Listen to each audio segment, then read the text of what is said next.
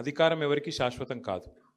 ఎప్పుడో ఒకప్పుడు అందరం అధికారం నుంచి జరగాల్సిందే, అలా తప్పేం లేదు. జీవితమే శాశ్వతం కాదు.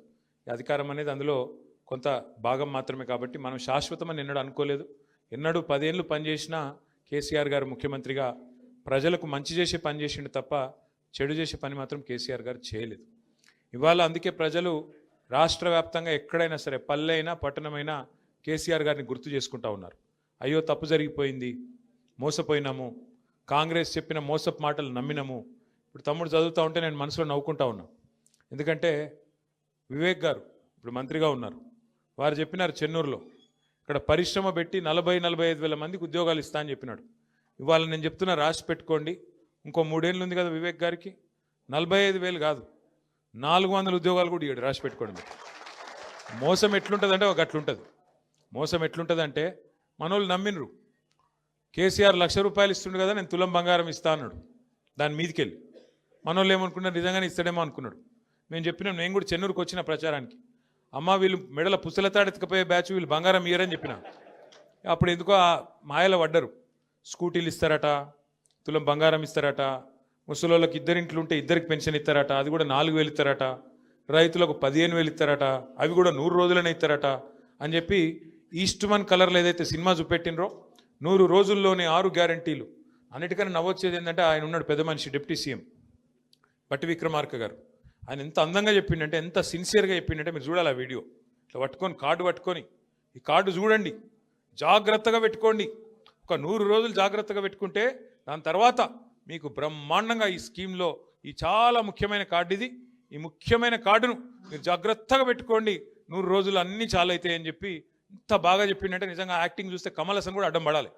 గా లెవెలే చెప్పిండు, జాగ్రత్తగా పెట్టుకోండి అన్నాడు. మరి ఇప్పుడు ఎక్కడ పెట్టుకోవాలని అర్థమైతలేదు. కార్డు ఎవలకు 2 ఏళ్ళు అయిపోయాయి, ఏడ పెట్టుకోమంటారు కార్డు ఇప్పుడు?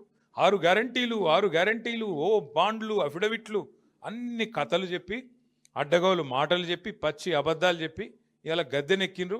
గద్దెనెక్కినాక నడపస్తలేదు, ఏం చేయాలనో అర్థమైతలేదు. వాళ్ళకి తెలిసింది ఒకటి, పదవులు కాపాడుకోవడానికి కాంగ్రెస్ వాళ్ళకి తెలిసింది ఏంటంటే ఢిల్లీకి సంచులు మోస్తారు అంతే. ఇక్కడున్న వాళ్ళకి ఏమి ఇయ్యరు, తెలంగాణ ప్రజలకు మన్ను కూడా ఇయ్యరు. కానీ ఢిల్లీకి మాత్రం ముఖ్యమంత్రి గారు 62 సార్లు వేయండు. ఇప్పటికీ 62 సార్లు ఎందుకు పోతాడు? మన కోసమో రాష్ట్రం కోసమో కాదు, పోయేది కేవలం సంచులు మోసుకపోవాలి, జీ హుజూర్ అనాలి, సల్యూట్ కొట్టాలి, నా పోస్టు జర దండం పెడతా, ఇంకో 4 రోజులు ఉంచు, నీకింత నాకింత అని మాట్లాడుకోవాలి, ఆడ మూట పెట్టాలి, దండం పెట్టాలి, రావాలి, అమ్మాయి అనుకుంటా.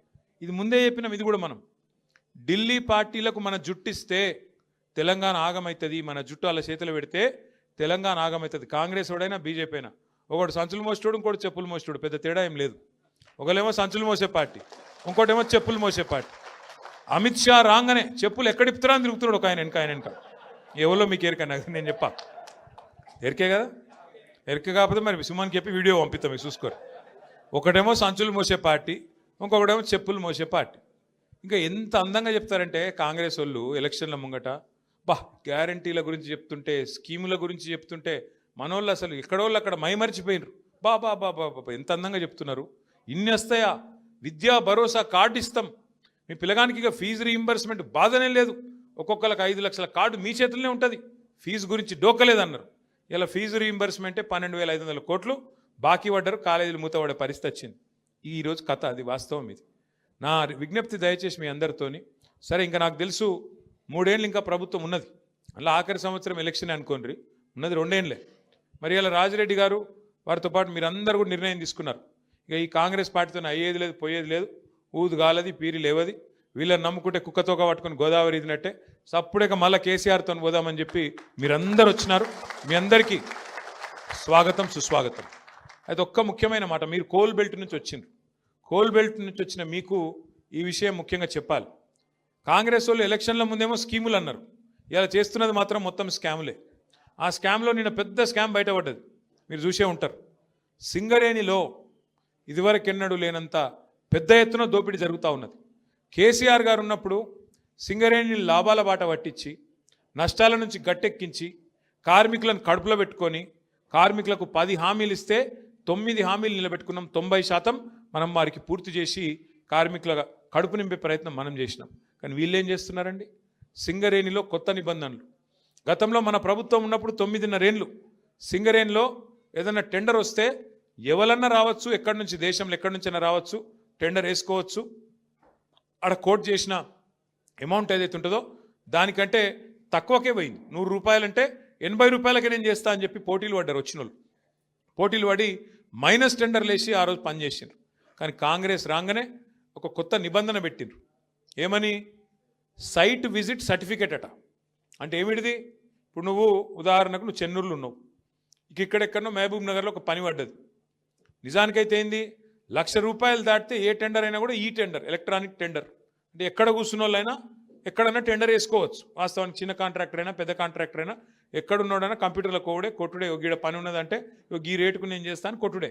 కానీ సింగరేణిలో కాంగ్రెస్ రాగానే కొత్త నిబంధన పెట్టిండ్రు. ఏమని? నువ్వు మా దగ్గర బొగ్గుబాయిలో మా చెన్నూరులో మా మందమరిలో పనిచేయాలనుకో, నువ్వు రావాలి, మొదలు వచ్చి మమ్మల్ని కలవాలి, కలిసి సైట్ చూడాలి, చూసినట్టు నేను సర్టిఫికేట్ నీకు ఇవ్వాలి, ఇస్తేనే నువ్వు టెండర్లో పాల్గొనొచ్చు అని కాళ్ళల్లో కట్టబెట్టే స్కీమ్ పెట్టిరు. ఎందుకు పెట్టిరు ఇది? ఆయన వస్తాడు కదా, వచ్చినాడు రాగానే ఆయన పుట్టుమచ్చలు ఎక్కడున్నాయి, ఆయన పుట్టు పూర్వోత్తరాలు ఏంది, ఆయనది ఏ కులము, ఏం గోత్రము, ఎన్ని పైసలు ఉన్నాయి, మనకి ఎన్ని ఇస్తాడు, ఇవన్నీ రాసుకున్నారు. రాసుకొని ముఖ్యమంత్రి బామ్మర్దినాడు ఒక ఆయన, సుజన్ రెడ్డి అని, ఆయన ఫోన్ చేయాలి సీదా, నువ్వు ఎట్లెత్తావా టెండరు, మేము ఇక్కడ అందరం కలిసి కూర్చున్నాం, 4-5 మాట్లాడుకున్నాం, ఇగో నువ్వు వేయద్దు అని బెదిరిస్తాడు. ఆయన వినలేదనుకో అవతల ఫోన్లో, వినకపోతే ఏం చెప్తారు, సింగరేణి నువ్వు వచ్చినట్టు అసలు సర్టిఫికేట్ అయ్యాడు, నువ్వు సైట్ మీదకి వచ్చినట్టు సర్టిఫికేట్ అయ్యాడు. సర్టిఫికేట్ లేకపోతే ఇక ముంగటి కాళ్ళకి అడ్డం పెట్టినట్టే కదా, పోనే రాదు ముంగటికి, నువ్వు బటన్ ఒత్తరాదు, టెండర్ వేయరాదు. గట్ల పెట్టి ఇదివరకు మైనస్లో పోయే టెండర్లను ఇవాళ వీళ్ళు ఒక్కొక్క టెండర్ను 6,000 కోట్లను మంచిగా పుట్నాలు బఠానీలు వంచుకున్నట్టు తలా ఒకటి అందులో ఫస్ట్ మొదటి కాంట్రాక్ట్ వచ్చిందే ముఖ్యమంత్రి బామ్మర్ది సుజన్ రెడ్డి గారి కంపెనీకి 250 కోట్లు వాళ్ళు తీసుకున్నారు. అట్లా వరుసగా గత 2 సంవత్సరాలుగా ఎన్నికల ముందు స్కీములు, ఇప్పుడు స్కాములు అన్నట్టు సింగరేణిని కొల్లగొడుతున్నది కాంగ్రెస్ ప్రభుత్వం.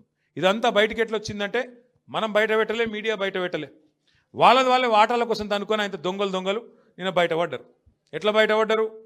ఏమైందట అంటే అక్కడెక్కడో ఒరిస్సాలో ఏదో బ్లాక్ ఉందట, కోల్ బ్లాక్, ఆ బ్లాక్ 9 అట. ఆ 9 బ్లాక్ కోసం ముఖ్యమంత్రి ఉప ముఖ్యమంత్రి ఇద్దరు మంచిగా కేకును కోసుకున్నట్టు కోసుకున్నారట. కోసుకుంటే ఇంకో 3వ మంత్రి, ఆయన పేరైంది వెంకటరెడ్డి వచ్చి, అగో మీ ఇద్దరే తింటారా కేకు, నాకు కూడా ఒక ముఖ్యరా అని వెంకటరెడ్డి అడిగినాడు. వెంకటరెడ్డి అడిగితే, అగో నువ్వెట్లా అడుగుతావా నువ్వు అని చెప్పి ఆయన మీద ఉప ముఖ్యమంత్రి గారికి దగ్గరగా ఉండే ఛానల్లో ఒక స్టోరీ వేసిరు. ఈయన లంగ పనులు చేస్తుండు, దొంగ పనులు చేస్తుండే, ఏదో పనులు చేస్తుండని స్టోరీ వేసిరు. వేసేవరకు ఈయన తెల్లారి ప్రెస్ మీట్ పెట్టి కన్నీరు గార్చి ఓహో ఆహా ఆహా ఓహో నేడిసి, ఈయన కూడా రజనీకాంత్ లెవెల్లో యాక్టింగ్ చేసి నన్ను కావాలంటే ఇసమిచ్చి చంపుర్రి, కానీ ఇట్లా చేయకుండ్రి, నేను చాలా మంచోన్ని అని ఈయన యాక్టింగ్ చేసిండు. చేసే వరకు ముఖ్యమంత్రి ఏం చూసిండు, ఒక్క దెబ్బకు 2 పిట్టలు దొరికేటట్టున్నాయి ఇలా అని చెప్పి ఇంకొక పేపర్ ఆయనకు చెప్పి వీళ్ళిద్దరి మీద రాపిచ్చిండు. రాపిచ్చే వరకు ఉప ముఖ్యమంత్రికి మండింది, అగో ఇట్లా చేస్తారు, నన్ను ఇంత మాట అంటావా, నన్ను నేను దోపిడీ చేస్తా అంటున్నావా, దోసుకుంటుందంతా నువ్వు, నీ కుటుంబం, నీ అన్నదమ్ములు, మమ్మల్ని అంటావా అని చెప్పి ఆయన ఉప ముఖ్యమంత్రి తెల్లారి రద్దు చేసి పారేసి. రద్దు చేసినాక ఏమైంది, మన నాయకుడు హరీష్ రావు గారు ఆయన ప్రెస్ మీట్ పెట్టిండు. అరే ఇది ఒకటే ఎట్లా రద్దు చేస్తావురా భయ్, మరి అన్ని ఇవన్నీ ఉన్నాయి, ఇవన్నీ కూడా రద్దు చేయని పెట్టిండు సింగరేణిలో. ఇప్పుడు ఇక కుడితిలో వాడు ఎలక కొట్టుకుంటారు ఎక్కడోడు అక్కడ. ఒకటి స్విట్జర్లాండ్ వీకిండు, ఇంకోటి అటేటో వేయండు, ఇంకోటి ఇటేటో వేయండు, కానీ ఎవ్వడు తేలుగుట్టిన దొంగలేలు ఒక్కడు మాట్లాడతలేడు నిన్నటి నుంచి. ఏంద్రాబాయ్ అంటే ఇక డైవర్షన్ గేమ్ ఆడాలి. అక్కడ అట్లా మాట్లాడగానే దొరికిరు కదా దొంగలు, ఇక వెంటనే నోటీస్, నడు హరీష్ రావు నువ్వు పోలీసుల ముంగట కూర్చో. దేనికి రాబాయ్ కూర్చున్నాడు అంటే 2 ఏళ్ళకి అదేదో కార్తీక దీపం సీరియల్ ఉంటుంది, దాని లెక్క నడుతుంది కథ. అది ఒడవది తెగది, రోజు ఒకటే కథ ధారావాహిక. ఫోన్ ట్యాపింగు, ఏం ట్యాపింగు, ఎవంది ట్యాపింగు, ఎక్కడ ట్యాపింగు, ఏం ట్యాపింగు. రేవంత్ రెడ్డి అనే లుచ్చగాడు గతంలో మన ఎమ్మెల్యేలను కొన్నప్పుడు కాదు, ఆయన తిట్టాలని తిడతలే నేను. ఇప్పుడు నువ్వు లుచ్చ పని చేస్తే లుచ్చగాడే అంటారు. నువ్వు మా ఎమ్మెల్యేలను కొనుక్కుంటా 50 లక్షల రూపాయలతో దొరికిపోయిన దొంగవు. మరి నీ ఫోన్ ఏమన్నా చూసిరేమో, నాకేమెరక ఎవరికేమెరక, మంత్రులకు. పోలీసు వాళ్ళ పని పోలీసు వాళ్ళు చేస్తారు, దొంగలు నోటు పట్టుకుంటాడే పోలీసు వాళ్ళు చేస్తే పని వాళ్ళు చేస్తారు. మధ్యలో మాకేం సంబంధం, ఎవరికి సంబంధం? లుచ్చ పని చేస్తే పట్టుకొని లోపలెత్తారా ఎరా? మరి అదేదో పెద్ద స్వాతంత్ర పోరాటానికి పోయినట్టు నన్ను జైల్లో దోమలు గుర్తుండే ఎరికేనా అని మాకు అసెంబ్లీలో చెప్తుంది. మరి జైల్లో దోమలు కాకపోతే ఏముంటాయి? దోమలు బల్లులు ఉంటాయి. ఈయనకు దోమలు బల్లులు కాదు, ఈయనకు తొండల పిచ్చున్నది బాగా. నా డౌట్ అయితే వీళ్ళ నాయన కూడా చిన్నప్పుడు వీళ్ళ తమ్మునికి ఏమో కొండలరెడ్డి అని పెట్టిండు, వీని పేరు తొండలరెడ్డి అని పెట్టిండు. అందుకే మీరు చూడుర్రి మాట్లాడితే అరే నువ్వు గవర్నమెంట్లా ప్రభుత్వాధినేతవు ముఖ్యమంత్రివి పని చేయరా అయ్యా అంటే నీ లాగుల తొండలిడుస్తా. నువ్వు గట్టిగా అడిగినావు ఏమైనా నెలకు 2,500 ఏడవా నీ మహిళలకు ఇస్తా అంటివి కదా, ఆడోళ్ళకి ఇస్తా అంటివి కదా అంటే నీ గుడ్లు వీకి గోటిలాడతా. రైతులకు రుణమాఫీ చేయకపోతే ఏమయ్యా అంటే నీ మెడల పేగులు వేసుకుంటా. ఇక ఈ సిపాయి ఇప్పుడు హార్వర్డ్ పోతున్నాడు, హార్వర్డ్ పోయి ఆడేం చేస్తాడు వాళ్ళకు కూడా నేర్పించేస్తాడు ఏం పాడు ఇవన్నీ. అమెరికా వాళ్ళని కూడా బ్రష్ పట్టించి వాళ్ళకు కూడా అడ్డమైన భాష నేర్పించి లేకపోతే ఇంగ్లీష్లో మాట్లాడతాడేమో. In your trousers big lizards అంటాడేమో. అదే సినిమాలో చిరంజీవి చెప్తాడు ఇన్ ఫ్రంట్ క్రోకడైల్స్ ఫెస్టివల్ అన్నట్టు. అంటే ఇప్పుడు భాష వచ్చుడు రాకపోవడం పెద్ద ముచ్చట కాదు, ఇంగ్లీష్ రావాలనేది కూడా కానూన్ ఏం లేదు. కానీ ఈయన బాధ ఏదో నాకు అర్థమవుతుంది. నువ్వు ముఖ్యమంత్రి లెక్క పని చేయన్నా, 4 మంచి పనులు చేయాలి, శబాష్ అనిపించుకోవాలి. చెన్నూరులో మేము అంబేద్కర్ భవనం కట్టినాం, ఓ మహిళా భవనం కట్టినాం, ఓ మార్కెట్ కట్టినాం. నువ్వు 4 గట్టు, మేము వద్దన్నామా? మేము ఒక స్కూల్ కట్టినాం, నువ్వు 4 గట్టు. మేము 100 కోట్లు తెచ్చినాం, నువ్వు 200 కోట్లు నేను ఆపిండా? గవి ఏం చేయరట. ఒకటే ఎత్తుకున్నారు ఇక వీళ్ళు. ఒక లంగా పంచాయతీ అన్నట్టు. ఏమన్నా అంటే ఇప్పుడు వివేక్ని పట్టుకుంటే మీ మంత్రిని నిన్న ఆయన చూస్తే నవ్వు వచ్చింది నాకు. ఆయన తిరుగుతూ ఉన్నాడు, మహిళలు అడ్డం వచ్చిర్రు. ఏమాయి సారు 2 నెలలకెళ్ళి రోడ్ లేదు, మను లేదు, ఏం చెప్తున్నావు అన్నారు. గవర్నమెంట్ అడుకోపో అంటుండు. నువ్వేరా గవర్నమెంట్ నాయనా, నువ్వే మంత్రివి, నువ్వే గవర్నమెంట్ మర్చిపోయావు అంటే. ఇంకా కేసీఆర్ ముఖ్యమంత్రి ఉన్నాడు, ఇంకా సుమనే ఎమ్మెల్యే ఉన్నాడు, వాళ్ళని అడుకోపోరు అన్నట్టున్నది. ఏం చెప్పాలి మళ్ళీ వీళ్ళతో కొట్లాడాలి మన కర్మ. బాధ ఏంటంటే మీరు చూడరు, ముఖ్యమంత్రి గారు కూడా నిన్న మాట్లాడుతుండే ఎక్కడో మాట్లాడుకుంటా ఇదివరకు మంత్రులు ఉన్న వాళ్ళు పొంకనాలు కొట్టిండ్రు వేదిక మీద ఉన్నారు అంటుండు. అంటే ఒక విచిత్రమైన పరిస్థితి రాష్ట్రంలో ఉన్నది. అందుకే వాళ్ళకు అబద్ధాలు కూడా చక్కగా చెప్పస్తలేదు. ముఖ్యమంత్రి గారు ఆయనకు పరిపాలన చాతనైతలేదు, పాపం నడిపస్తలేదు. ఆయన బాధ వర్ణనాతీతంగా ఉంది. ఆయన ఎవడు గుర్తుపడతలేడు ముఖ్యమంత్రిగా. ఇంకా పెద్ద బాధ ఏమిటిదంటే పేర్లు మర్చిపోతారు. మర్చిపోతే ఆయన కోపం వస్తుంది, జైల్లో పెడతాడు. పేర్లు మర్చిపోతే జైల్లో పెడతాడు. ఇట్లా నడుస్తున్నది.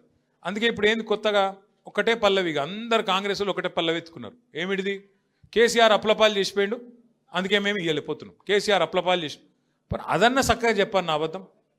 ఒకడు 6 లక్షల కోట్లు అంటాడు, ఇంకొకటి 7 లక్షల కోట్లు అంటాడు, ఇంకొకరు 8 లక్షల కోట్లు అంటారు. అరే అబద్ధం చెప్తేనే అతికినట్టు ఉండాలి. కేంద్రంలో మొన్న పార్లమెంట్లో కేంద్ర ప్రభుత్వాన్ని ఒక ఎంపీ గారు అడిగిండు, అసలు కేసీఆర్ ప్రభుత్వం చేసిన అప్పెంత మీరు చెప్పండి అంటే కేంద్రం ఏం చేసింది? రిజర్వ్ బ్యాంక్ని అడిగింది, కాగ్ని అడిగింది, అడిగి పార్లమెంట్లో సమాధానం చెప్పింది. ఏమని చెప్పింది సమాధానం? కేసీఆర్ పదవీ బాధ్యతలు తీసుకున్న నాడు 2014 జూన్ 2 నాడు ఈ రాష్ట్రం ఆనాడు పుట్టిన నాడు అప్పు ఎంతుండే అంటే 72,000 కోట్ల అప్పు ఉండే. ఇది కేంద్ర ప్రభుత్వం చెప్పిన లెక్క, నాది కాదు. కేసీఆర్ దిగిపోయిన నాడు 2023 డిసెంబర్ 3 నాడు కేసీఆర్ గారు దిగిపోయిన నాడు రాష్ట్రం నెత్తి మీద ఉన్న అప్పు 3,50,000 కోట్లు. 3,50,000 కోట్లల్లా ఆ 72,000 కోట్లు విరాసత్కు వచ్చింది మనకు. దాన్ని తీసేస్తే ఎంత? 2,80,000 కోట్లు. కేసీఆర్ 10 ఏళ్లలో చేసిన అప్పు 2,80,000 కోట్లు చేసిండు. మరి ఏం చేసిండు కేసీఆర్ అప్పు చేసి? ఏం చేసిండు అంటే రైతులకు కాంగ్రెస్ వాళ్ళు 60 ఏళ్ళు కరెంట్ ఇయ్యక సావగొడితే 6 నెలల్లోనే 24 గంటల కరెంట్ ఇచ్చిండు కేసీఆర్. ఫ్రీ కరెంట్ ఇచ్చిండు. ఆ ఒక్క ఫ్రీ కరెంట్కే 10 ఏళ్లలో మనం ఖర్చు పెట్టిన మొత్తం 50,000 కోట్లు. సంవత్సరానికి 5-6 వేల కోట్ల చొప్పున మొత్తం 10 ఏళ్లలో 50,000 కోట్లు ఖర్చు పెట్టిండు కేసీఆర్ గారు. రెండవది, ఇవాళ వర్షాకాలం అంటారు సార్, నాట్లేసే కాలం, సంక్రాంతి దాటిపోయింది. కేసీఆర్ ఉన్నప్పుడు డిసెంబర్ 28 దాటలే ఎన్నాడు. మీ ఫోన్లు ఎవరిని అడిగే అవసరం లేదు, దరఖాస్తు పెట్టుడు లేదు, దండం పెట్టుడు లేదు. ఫోన్లు టింగ్ టింగ్ టింగ్ అని నాట్లు పడుతుండే, ఇక్కడ ఫోన్లో టింగ్ టింగ్ అని పడుతుండే. ఏం పడుతుండే? ఒక్కసారి కాదు, 2 సార్లు కాదు, 11 సార్లు 70 లక్షల మంది రైతుల ఖాతాల్లో 73,000 కోట్లు వేసినోడు కేసీఆర్. 73,000 కోట్లు వేసిండు కేసీఆర్. ఎస్, అప్పు చేసిండు, భారతదేశంలో ఎవ్వరు పెట్టని పథకం పెట్టిండు, 73,000 కోట్లు మీ ఖాతాలు వేసిండు. ఇదివరకు ఎవరన్నా ముఖ్యమంత్రి ప్రధానమంత్రి పైసలు ఇచ్చిరా రైతులకు? గుంజుకున్నోళ్ళే తప్ప ఇచ్చిన వాళ్ళు ఉన్నారా? రైతులకు ఉచిత కరెంట్ ఇచ్చిండు, బ్రహ్మాండంగా పెట్టుబడి సాయం చేసిండు. ఒక రైతు చచ్చిపోతే 5 లక్షల రూపాయలు సంవత్సరానికి 1,500 కోట్ల ప్రీమియం కట్టిండు కేసీఆర్. ఇంటింటికి నల్లా పెట్టి 40,000 కోట్లు ఖర్చు పెట్టి మిషన్ భగీరథతో ఇంటింటికి నీళ్ళు ఇచ్చిండు కేసీఆర్ గారు. అప్పు చేసిండు. కొత్త జిల్లాలు చేసి కలెక్టరేట్లు కట్టిండు. అప్పు చేసిండు. కొత్త జిల్లాల్లో మెడికల్ కాలేజ్ పెట్టిండు. అప్పు చేసిండు. నర్సింగ్ కాలేజ్ పెట్టిండు. అప్పు చేసిండు. 1022 గురుకుల పాఠశాలలు పెట్టిండు. అప్పు చేసిండు. మీ జైపూర్లో విద్యుత్ కేంద్రం కట్టిండు. అప్పు చేసిండు కేసీఆర్. కానీ తెలంగాణకు సంపద సృష్టించిండు. మీ భూముల విలువ పెంచిండు. చెన్నూరులో మీరు గుండె మీద చేసుకొని చెప్పండి, కేసీఆర్ రాకముందు భూముల విలువ ఎంతుండే? కేసీఆర్ వచ్చినాక భూముల విలువ 2023 నాటికి డబల్ అయిందా, ట్రిపుల్ అయిందా, ఎన్ని రెట్లు అయింది ఒకసారి గుర్తు చేసుకోండి. రాష్ట్రం సంపద పెంచిండు కేసీఆర్. ఎంతసేపు అప్పు చేసిండు. అప్పు 2,80,000 కోట్ల అప్పు చేసిండు. కానీ కేసీఆర్ ఇవన్నీ చేసిండు. మరి నువ్వేం చేసినావు? 2 ఏళ్ళ నువ్వు కూడా 2.5 కోట్ల అప్పు చేసినావు. 2.5 కోట్ల లక్షల అప్పు చేసినావు. 2,50,000 కోట్ల అప్పు చేసినావు. ఏం చేసినావు చూపెడతావా? రైతు బంధు ఇచ్చినవా? పెన్షన్ పెంచినవా? తులం బంగారం ఇచ్చినవా? మహిళలకు 2,500 ఇచ్చినవా? స్కూటీలు ఇచ్చినవా? 6 గ్యారంటీలు ఏమైనా అమలు చేసినవా? ఏమనంటే ఫ్రీ బస్ అంటాడు. అది ఫ్రీ బస్ ఎట్లయితుందో నాకు ఇంకా అర్థం కాదు. ఆడోళ్ళకి ఫ్రీ అట, మగోళ్ళకి డబుల్ అట. అదేం ఫ్రీయే? ఆడోళ్ళకి ఫ్రీ అట, మగోళ్ళకి డబుల్ టికెట్ అట. ఇదేం ఫ్రీ? మళ్ళీ పిల్లగాళ్ళకు బస్ పాస్ 25% పెంచిండు. ఫ్రీ ఎట్లయితుంది? ఆలోచన చేయుర్రి మీరు కూడా. దయచేసి నేను మిమ్మల్ని కోరేది, మీరు ఒక మాట, నేను నిజం చెప్పాలి, ఒక్క మాట సత్యం చెప్పాలి. మీరు అందరు చెప్తారా? ఎలక్షన్ల ముందు అందరూ రాష్ట్రంలో ఏమనుకుర్రంటే, పోతే మా ఎమ్మెల్యే పోతాడేమో కానీ కేసీఆర్ ముఖ్యమంత్రి ఉంటాడు కదా అనుకుర్రా? చెన్నూరు వాళ్ళు కూడా అట్లే అనుకున్నారు కానీ అనుకోకపోతే ఎందుకు ఓడిపోతాం మరి? అనుకున్నారు గట్లే అనుకున్నారు కానీ కేసీఆర్ ఉంటాడు కదా అనుకున్నారు. అట్లనే చాలా మంది అనుకున్నారు. పక్కన బెల్లంపల్లి అట్లే అనుకున్నారు, యువతల మంచిర్యాల వాళ్ళు అట్లే అనుకున్నారు, ఆ పక్కన కాగజ్ రోడ్ కూడా అట్లే అనుకున్నాడు. ఆయన వీకి. అందుకే ఈసారి నా ప్రార్థన మీ అందరితోని ఒకటి యాద పెట్టుకోండి. మీరు చిన్న లాజిక్ మిస్ అయినరు. ఆడ మీ ఎమ్మెల్యే లేకపోతే పైన కేసీఆర్ ఎట్లుంటాడు? ఎమ్మెల్యేలతోనే కదా ముఖ్యమంత్రి అయ్యేది. కాంగ్రెస్ వాళ్ళు గదే చూసి సుమన్ మీద ఏదో చెప్తుండని, ఇంకోళ్ళ మీద ఇంకేదో చెప్తురని లేనిపోని ఆరోపణలు, అడ్డగోలు కథలు చెప్పి మొత్తానికి అబద్ధాలు, మోసాలు, ఇష్టం వచ్చిన హామీలు ఇచ్చి ఇవాళ మనను పక్కన పెట్టి కొంతమంది అందలం ఎక్కిరు. పర్వాలేదు, తప్పేం లేదు. ప్రజాస్వామ్యంలో ఎవరికి అధికారం శాశ్వతం కాదు. ఇలా వాళ్ళకి అవకాశం వచ్చింది చేయమను. కానీ ఖచ్చితంగా ఒకటి మాత్రం గుర్తుపెట్టుకోండి, మళ్ళీ తిరిగి కేసీఆర్ రావాలి, ముఖ్యమంత్రి కావాలి అనుకుంటే, అనే ఆలోచన మీకుంటే ఈసారి మళ్ళీ మీరు కోడిగుడ్డు మీద కలివి ఇకగురి. ఎందుకు? కేసీఆర్ గారు కారు గుర్తు మీద ఎవరిని పంపినా, రేపు కేతన్పల్లిలో ఎవరిని పంపినా, చెన్నూరులో మున్సిపాలిటీలు ఎవరిని పంపినా, రేపు చెన్నూరు అసెంబ్లీకి ఎవరిని పంపినా మీరు ఒకటే యాద పెట్టుకోరు, ఈ ఓటు కేసీఆర్కి వేస్తున్నా అనుకోవాలి తప్ప అక్కడ నిలబడ్డ ఆయన గురించి ఆలోచన చేయకూరు. ఎందుకంటే మీరు మళ్ళీ ఒక్కసారి ఈ నిలబడ్డ ఆయన చక్కగున్నాడా, పొడుగున్నాడా, పొట్టిగున్నాడా, ఈయన నల్లగున్నాడా, తెల్లగున్నాడా, ఈయన గిట్లనా గట్లనా అని మీరు ఎక్కువ తక్కువ లెక్కలు పెట్టకూరు. పెడితే మళ్ళీ గిదే నష్టం అవుతుంది. ఎందుకంటే ఏమైనా సరే కేసీఆర్ గారు ఆలోచించి నిర్ణయం తీసుకుంటాడు. అక్కడ నిలబడ్డ వ్యక్తి కారు గుర్తు మీద వచ్చిందంటే కేసీఆర్ పంపించిండు, ఈ ఓటు కేసీఆర్కి వేస్తున్నా అనుకోవాలి, కళ్ళు మూసుకోవాలి, ఒత్తాలి. అంతేగాని ఇక మనం ఆగం కావద్దు. మళ్ళీ ఆగమైతే మళ్ళీ గిదే మోసం అవుతుంది. మళ్ళీ ఎవరో వస్తారు, ఏదో చెప్తారు, నేను ఇది ఇస్తా అంటారు, అది ఇస్తా అంటారు, కడుపులో తల పెడతారు, కాళ్ళు పట్టుకుంటారు, అమ్మ అంటారు, అక్క అంటారు, అయ్య అంటారు, అల్లుడు అంటారు, బామ్మరిది అంటారు, కొత్త వరుసలు కలుపుతారు, ఆగమాగం చెప్తారు, మళ్ళా గందరగోళం అవుతుంది. తప్పకుండా 2-2.5 ఏళ్లలో రాబోయే రోజుల్లో ఇది నాకు తెలిసినంత వరకు దీని తర్వాత ఎలక్షన్లు ఉండయి. మున్సిపాలిటీ తర్వాత జిల్లా పరిషత్ ఉంటుందని నేను అనుకోను. ఎందుకంటే ముఖ్యమంత్రి రేవంత్ రెడ్డి పగ పట్టిండు. ఆయన మంచిర్యాల జిల్లా ఖచ్చితంగా ఎత్తేస్తాడు. మీరు యాద పెట్టుకోండి. మంచిర్యాల జిల్లా ఎత్తేస్తాడు, ఆసిఫాబాద్ ఎత్తేస్తాడు, నిర్మల్ జిల్లా కూడా ఎత్తేస్తాడు. ఆయన ఆల్రెడీ చెప్తున్నాడు, కొత్త జిల్లాలు తప్పు చేసిండ్రు, నేను తీసి పారేస్తా అని చెప్తున్నాడు. కాబట్టి మరి మీరు కూడా ఆలోచన చేసుకోవాలి. ఇదివరకు మీరు అందరూ ఆదిలాబాద్ పోయే పని ఉంటుండే. చెన్నూరు వాళ్ళు ఎంత దూరం మీకు? ఆదిలాబాద్ 200 కిలోమీటర్లు. ఇప్పుడు మంచిర్యాల ఎంత దూరం? 30 కిలోమీటర్లు, 20 కిలోమీటర్లు. మరి మీరు ఆలోచన చేసుకోండి. మీరు మళ్ళొక్కసారి కాంగ్రెస్ కోటేసి 200 కిలోమీటర్లు పోతారా, లేదా ఇప్పుడు మంచిగా కొత్తగా మంచిర్యాల షాందార్గా కొన్ని రాష్ట్రాలలో సెక్రటేరియట్లు కూడా ఉండే, అట్లా అంత బ్రహ్మాండంగా కలెక్టరేట్ కట్టించిన కేసీఆర్ గారు కోటేస్తారా? మీరే నిర్ణయం తీసుకోండి. కేతన్పల్లి, చెన్నూరు, మంచిర్యాల, లక్షెట్టిపేట, బెల్లంపల్లిలో ఆలోచన చేసుకోవాలి. మున్సిపాలిటీ వాళ్ళు మా మంచిర్యాల జిల్లా ఉండన్నా పోవన్నా ఆలోచన చేసుకోండి. రేవంత్ రెడ్డి పగబట్టిండు, కేసీఆర్ ఆనవాళ్ళు లేకుండా చేస్తా, నేను కంపల్సరీ ఈ జిల్లాలను మార్చేస్తా అంటున్నాడు. మరి మీరు ఆలోచన చేసుకోండి. మీ దగ్గరికి కేసీఆర్ కలెక్టర్లను తీసుకొచ్చి కూర్చోబెట్టిండు, మీ దగ్గరికి ఎస్పీలను తీసుకొచ్చి కూర్చోబెట్టిండు, జిల్లా అధికారులను తీసుకొచ్చి కూర్చోబెట్టిండు. మరి వాళ్ళని ఉంచుకుంటారా, ఊడగొట్టుకుంటారా? మీ ఇష్టం. ఎందుకంటే మీకోసం కేసీఆర్ గారు ఇవన్నీ చేస్తే, కాదు మాకు మళ్ళీ గాల్లే కావాలి, మేము 200 కిలోమీటర్ పోతాం, ఆడవై తిరుగుతాం అనుకుంటే అది ప్రజల చేతుల్లో ప్రజాస్వామ్యంలో మీరే బాసులు, మేమందరం మీ సేవకులం. కాబట్టి మీరే నిర్ణయం తీసుకోవాలని ప్రజలకు కూడా మనం అపీల్ చేయాలి. అట్లాగే ఈ మున్సిపల్ ఎన్నికల్లో కూడా ఖచ్చితంగా మనం ఒక మాట చెప్పాలి. మనం ఉన్నప్పుడు ఏం పని చేసినాం, ఇవాళ ఈ 2 ఏళ్ళలో ఏం పని అయింది. దోమల మందు కొట్టేటోడు లేడు వాస్తవంగా చెప్పానంటే. ఆఖరికి పెద్ద పెద్ద పనులు ఇడిచిపెట్టుర్రి, దోమల మందు కొట్టేటోడే దిక్కులేడు. ఇవాళ బుగ్గలు ఎలుగుతలేవు ఊళ్ళల్లో, పట్టణాలలో కానీ పల్లెల్లో కానీ బుగ్గలు మార్చేటోడు దిక్కులేడు. అట్లాంటి పరిస్థితి వచ్చింది ఇవాళ కాంగ్రెస్ వచ్చినాక. కాబట్టి దయచేసి మీ అందరినీ కోరేది, ముఖ్యంగా ఇక్కడ నుంచి గ్రామాల నుంచి వచ్చేసిన సోదరులు కూడా ఉన్నారు, మున్సిపాలిటీ నుంచి వచ్చిన సోదరులు కూడా ఉన్నారు, పట్టణాల నుంచి. మీతో నా ప్రార్థన, గ్రామాల సోదరులు ఎవరైతే మొన్న పంచాయతీ ఎన్నికల్లో బాగా కొట్లాడినరో వారికి అభినందనలు చెప్తూ, వారందరూ కూడా తప్పు వేసుకుంటారు. మిమ్మల్ని అందరినీ వార్డుల వారీగా, డివిజన్ల వారీగా వేసుకుంటారు. వారి నాయకత్వంలో మీరందరూ కూడా ఎక్కడి వారు అక్కడ మా ఎలక్షన్ అయిపోయింది అన్నట్టు కాకుండా మీరు కూడా కొద్దిగా ఎఫర్ట్ పెట్టాలని చెప్పి కూడా కోరుతూ, మళ్ళొక్కసారి మీ అందరికీ నా రిక్వెస్ట్, రాజన్నకు ప్రత్యేకంగా జర ఆగమాగ మురుకుతున్నాయి అనుకోకున్నాను, ఎందుకంటే నాకు పోయే వరకు ఇంకా 7 అవుతుంది. ఆడ ఇప్పటికే ర్యాలీ స్టార్ట్ అయింది. కాబట్టి మీరు అందరు పర్మిషన్ ఇవ్వాలని కోరుతూ, మరి మీరు కూడా ఇంకా బోధినలేదు నాకు తెలుసు, 4:30 అవుతుంది. జర అందరు భోజనం చేసిరా, అందరికి భోజనాలు కూడా ఏర్పాటు చేసినారు. మళ్ళొకసారి పేరు పేరున అందరికి నమస్కారం. జై తెలంగాణ.